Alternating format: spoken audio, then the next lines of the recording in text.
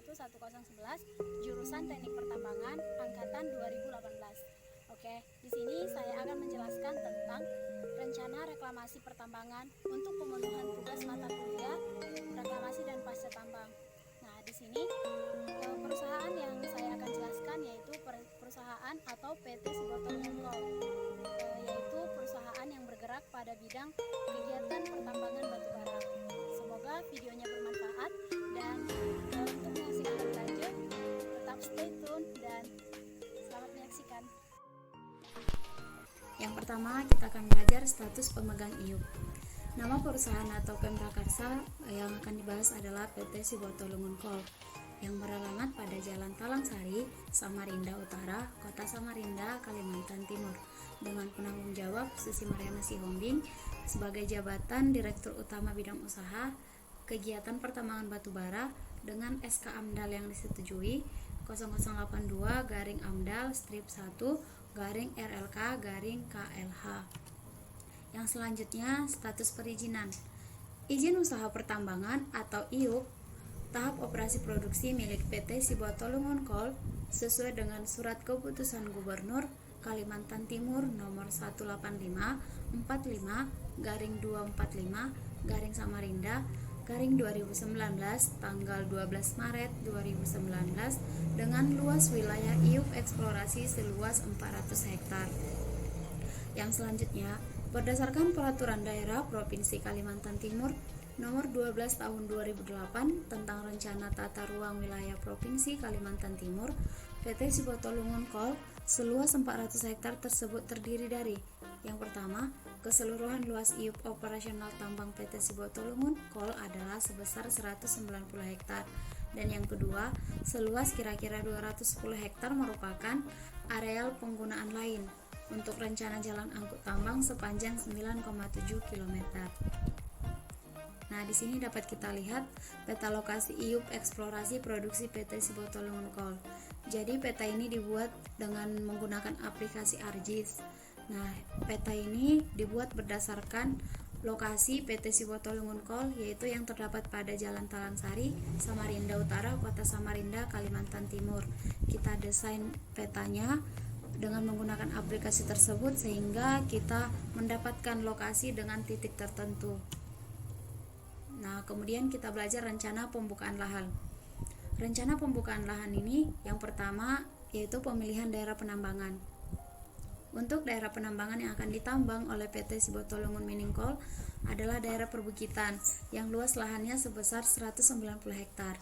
Untuk luas yang akan dieksploitasi berdasarkan IUP yakni sebesar 159 hektar.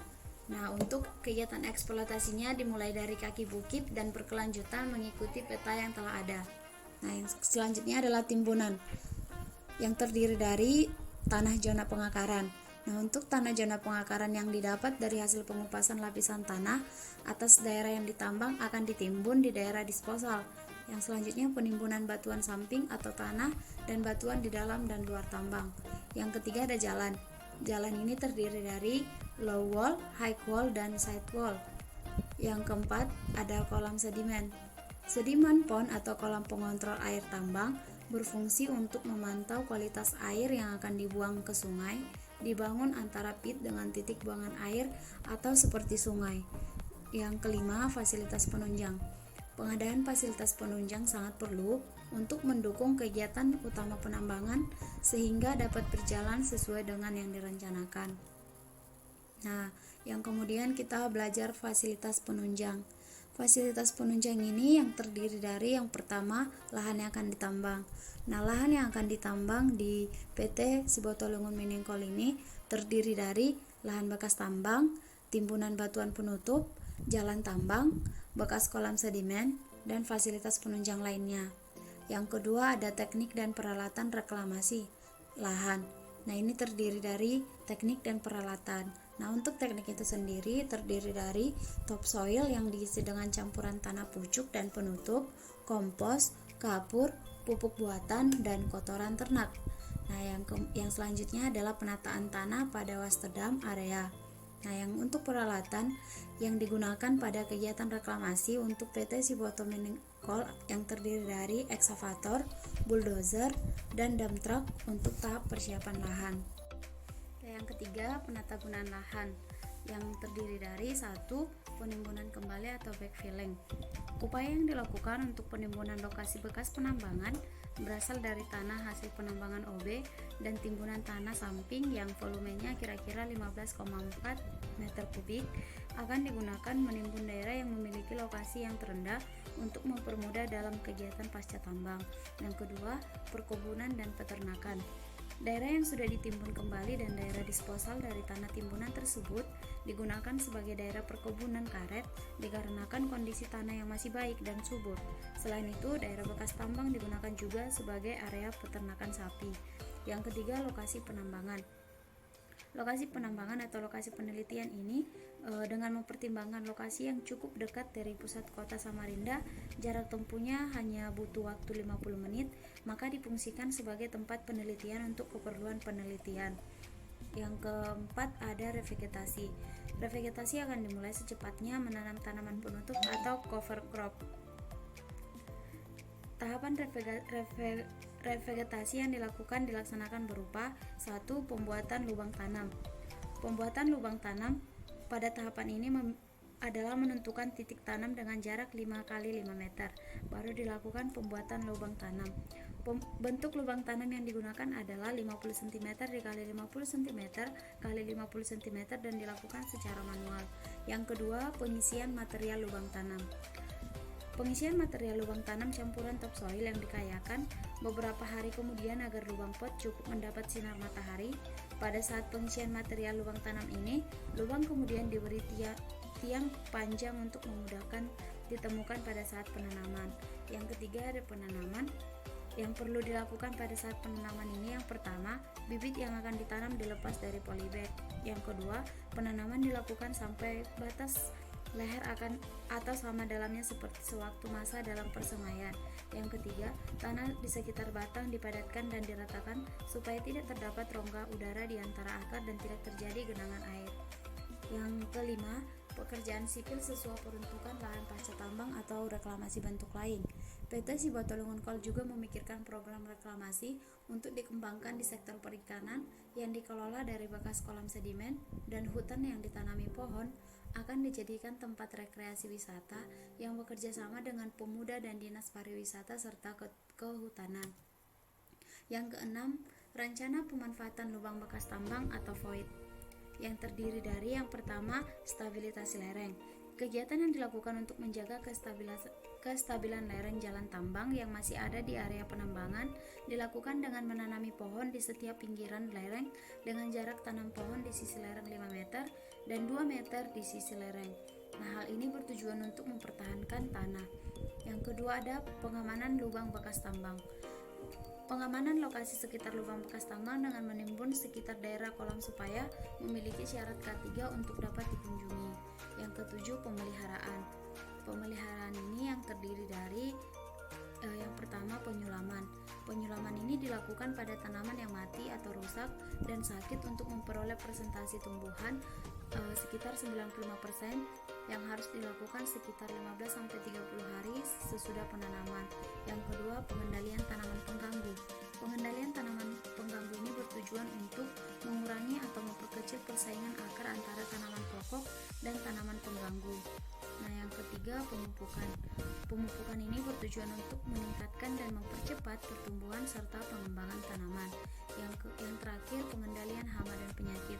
Pengendalian hama dan penyakit ini juga dilakukan secara kimiawi dan hanya dilakukan pada saat mendesak. Pengendalian ini dilakukan dengan mengikuti petunjuk secara tepat dan benar. Nah, kemudian kita belajar kriteria keberhasilan. Untuk mengetahui kriteria keberhasilan pelaksanaan kegiatan reklamasi area bekas tambang, maka perlu dilakukan penilaian terhadap pelaksanaan seluruh kegiatan reklamasi. Agar penilaian keberhasilan reklamasi dapat berjalan dengan baik, maka terlebih dahulu perlu ditetapkan kriteria keberhasilan reklamasi. Nah, untuk PT Sibolto Mining Coal, untuk kriteria keberhasilan reklamasi itu sendiri dilihat dari kesesuaian penggunaan lahan yang telah selesai masa produksinya. Penggunaan lahan tersebut nantinya akan diusahakan kembali baik dan dapat dipergunakan sesuai dengan peruntukannya. Nah, yang terakhir kita belajar rencana biaya reklamasi. Rencana biaya reklamasi ini ada biaya langsung, ada biaya tidak langsung, dan biaya totalnya. Yang pertama kita belajar biaya langsung. Nah, biaya langsung ini merupakan kumpulan dari biaya-biaya yang terdiri dari biaya penatabunan lahan, biaya revegetasi, biaya pencegahan dan penanggulangan air asam tambang, biaya pekerjaan sipil pada program reklamasi, biaya pemanfaatan lubang bekas tambang, dan yang terakhir itu biaya pekerjaan sipil. Nah, yang selanjutnya biaya tidak langsung. Biaya tidak langsung menurut Peraturan Menteri Sumber Daya Mineral Nomor 18 Tahun 2008 ditentukan sebagai berikut. Yang pertama, biaya mobilisasi dan demobilisasi alat sebesar 2,5% dari biaya langsung. Yang kedua, biaya perencanaan reklamasi sebesar 2% dikurang 10% dari biaya langsung. Yang ketiga, biaya administrasi dan keuntungan kontraktor sebesar 3% dikurang 14% dari biaya langsung. Yang keempat, biaya supervisi sebesar 2% dikurang 7% dari biaya langsung, dan dalam lampiran ini digunakan 2%. Nah, yang terakhir itu adalah biaya total. Total biaya pada program reklamasi PT Sibotol Lunkol merupakan akumulasi biaya langsung dan biaya tak langsung yang berada dalam zona mata uang Republik Indonesia, yaitu rupiah. Nah, dari uraian sebelumnya atau dari hitungan biaya-biaya baik itu biaya langsung maupun biaya tidak langsung, maka diketahui biaya langsung sebesar sekitar kurang lebih 28 miliar, dan biaya tak langsung yang menurut Peraturan Menteri Sumber Daya Mineral itu sebesar sekitar 4 miliar. Nah, maka rekapitulasi rencana biaya reklamasi untuk 5 tahun ke depan atau pada tahun 2021 sampai tahun 2025 untuk biaya reklamasi total keseluruhan terbilang sekitar 32 miliar.